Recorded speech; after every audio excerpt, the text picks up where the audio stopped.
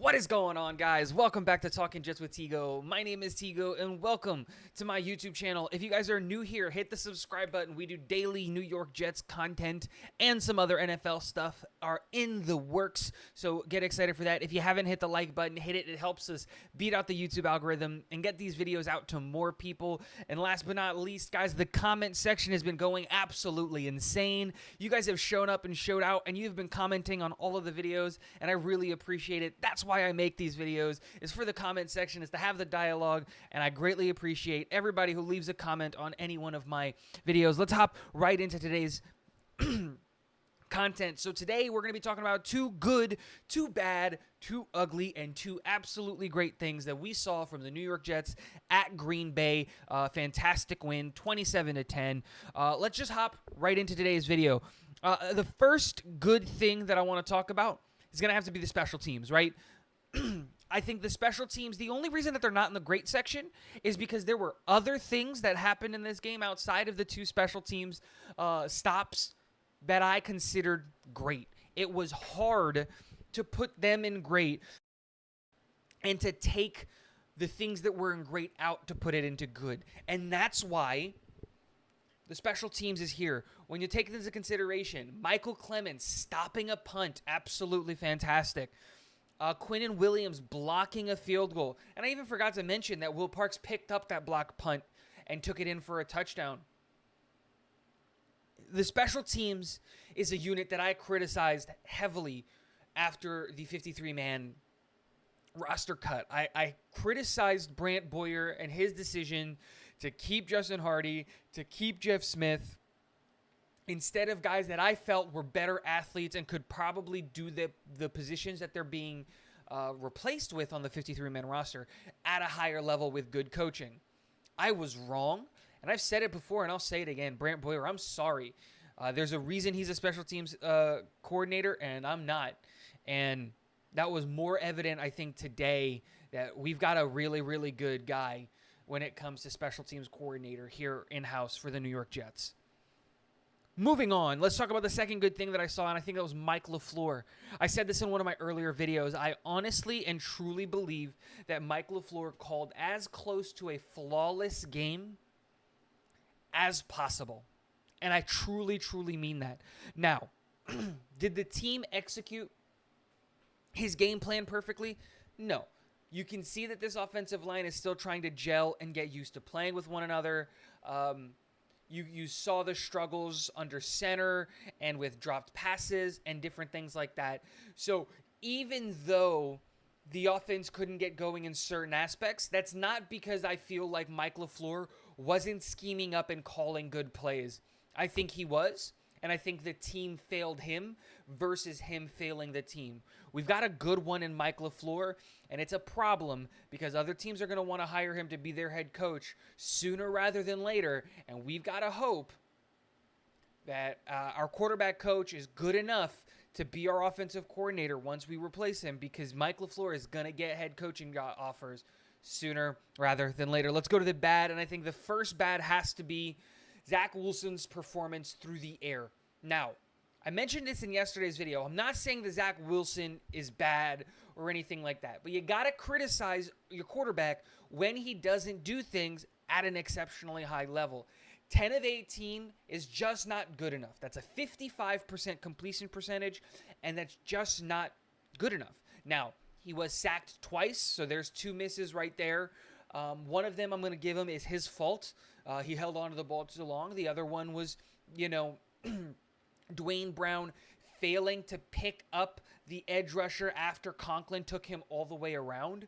But still, Zach Wilson didn't have an excellent game. The good thing is that it didn't cost us the game. We're so talented everywhere on the roster that we're not going to win because of Zach. We're going to win in spite of Zach. And if Zach can just not give away the game, which he didn't, right? No turnovers, none of that stuff, we're still good, but you want to see more and better from Zach Wilson. The second bad has to be the fact that Elijah Moore was not targeted once this whole game. Now, we only threw the ball 18 times. Technically, we only targeted receivers 17 times because one of those throws was a throwaway, so it wasn't targeted at anyone specifically. But that doesn't change the fact that we've got to get Elijah Moore involved in this offense more. Whether that's moving him into the slot, I think the real problem here is that Mike LaFleur is calling a lot of plays for Elijah Moore where they're long double moves, developing plays deep, and we just don't have an offensive line or protection right now that lasts long enough to give Elijah Moore the opportunity to get open deep. We know what he can do, but let's get the ball in Elijah Moore's hands, in the underneath, and let his playmaking take over. Elijah Moore getting 0 targets is my second bad. Now let's talk about the ugly here. Defensively, we played an exceptionally good game, but we didn't create any turnovers. And that's a problem.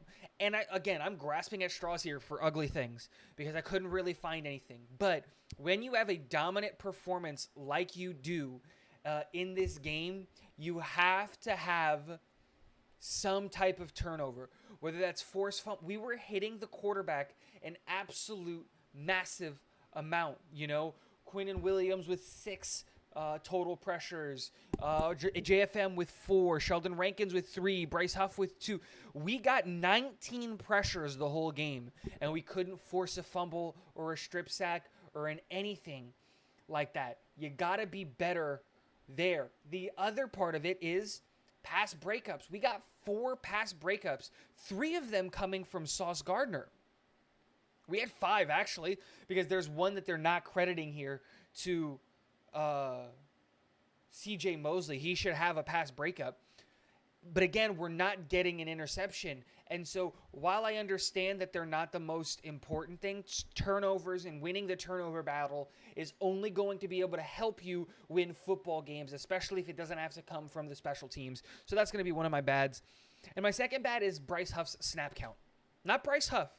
Bryce Huff played exceptionally well. Exceptionally well. The problem was he was only given 21 snaps. Now, that's a lot. But when you're looking at the fact that and the performances that we were getting out of Jacob Martin, out of Vinny Curry, out of, some of these other edge rushers that were getting some snaps, they weren't going that well, but Bryce Huff was. I'd like to see Huff's snap count go up and be a bigger part of this defensive line rotation.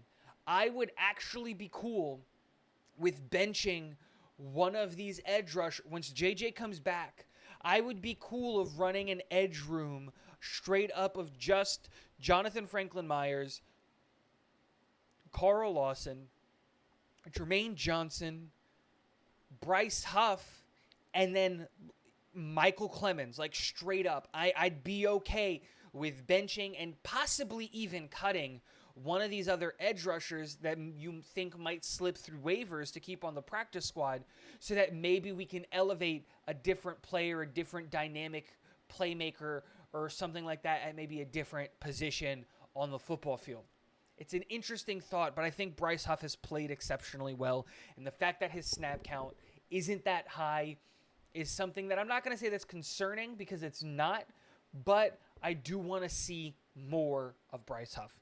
Now let's talk about the great things. Guys, like I mentioned before, there were so many great things that I couldn't just limit it to 2, so I've got 3 great things. Let's start on the offensive side of the ball. We got to talk about Mr. Breest Mode himself. You guessed it. Breece Hall. Breece Hall gave us another exceptional performance on the football field. 20 carries for 116 yards, averaged 5.8 yards per carry, got a touchdown and had a 34-yard run. And the best part about that run is that if you watch that back, that run he was supposed to flip that back to Garrett Wilson. It was supposed to be a reverse sweep. And he had the wherewithal and foresight to see that the ends were so far up the field that I'm going to cut back up the lane and I'm going to carry it to the house and I'm going to get a touchdown. Breece has vision. He has patience. He has power. He has speed. He has strength. Breece Hall, in my opinion, is the Offensive Rookie of the Year. He should win the Offensive Rookie of the Year. Just give the award to him right now. The guy is absolutely insane. And a moment of silence for that 5th round pick that we traded away to go up and get Breece Hall. A moment of silence for he who shall not be named, who said that we should get Malik Willis instead of Breece Hall. And all the trolls on Twitter thinking that that's still a bad pick. The offensive rookie of the year was still a bad pick. Next person, you got to have a conversation about them, has to be Sauce Gardner. Played exceptionally well today. I think he got targeted 6 times. He only let the ball get caught once, and it was for 8 yards. And he closed down on the receiver incredibly quickly. The receiver caught the ball, and Sauce was there wrapping him up almost immediately. You love to see that. His movement and his ability in coverage is out of this world as compared to no one else in the NFL. No one can move the way that he moves, at the size that he moves, the change of direction, none of that. And he had 3 pass breakups. Aaron Rodgers kept testing the rookie, and it worked out in Sauce's favor, not including the fact that they robbed an interception from him. Absolutely insane. But I have to talk about him. I'm going to talk about him until he gives me a reason to not talk about him. The third great, probably the best football player on the New York Jets, arguably one of the best football players in the NFL, Quinnen Williams, absolutely wrecked the Green Bay Packers offensive game plan. He had 6 total pressures, 1 sack, 1 QB hit, 4 hurries, 2 tackles, 3 stops. He was absolutely everywhere on the football field, and he was just unstoppable. Blocked field goal. Quinnen Williams is about to get paid, and if I'm Joe Douglas, I'm handing him a blank check, and I'm saying you can go as high as you want as long as you stay with the Jets for the next 5 or 6 years, because he's still young, guys. Quinnen Williams is 24 years old. He's not even 25 yet. He's going to turn 25 at the end of the season. That's absolutely insane to think about it. Quinnen Williams is easily one of the best players on the New York Jets football team. He's one of the best players in the NFL, and I have to talk about his performance. Guys, let me know in the comment section below, what do you think you saw that was good, that was bad, that was ugly, that was great? And last but not least, go Jets.